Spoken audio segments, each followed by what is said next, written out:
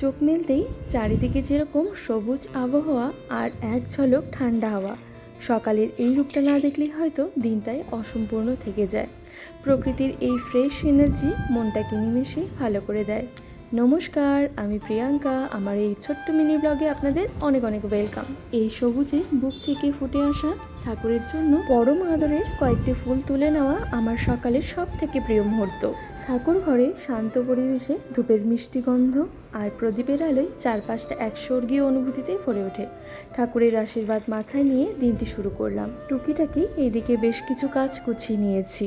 এইদিকে আচার বানানোর জন্য আমগুলোকে কেটে একটু রোদে দিয়ে আসলাম। যা গরম পড়েছে, নিজেকে একটু রিফ্রেশ করে নেওয়া দরকার, তাই চটজলদি বানিয়ে নিলাম এক গ্লাস ঠান্ডা ঠান্ডা লেবু জল।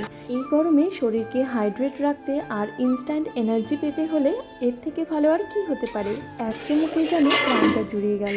শরীরে ফুল এনার্জি নিয়ে এবার চলে এলাম রান্নাঘরের দিকটা সামলাতে। আজকে যেহেতু নিরামিষ, তাই মেনুটাকে ভীষণ সাধারণ রেখেছি, তবে গরম গরম ভাতের সাথে খেতে কিন্তু অসাধারণ লাগে। খাওয়া দাওয়া কমপ্লিট করে নিয়েছি। ব্যাস, আজ তবে আসা যাক পরবর্তী নেক্সট ভিডিওর জন্য। প্লিজ চ্যানেলটিকে সাবস্ক্রাইব করুন।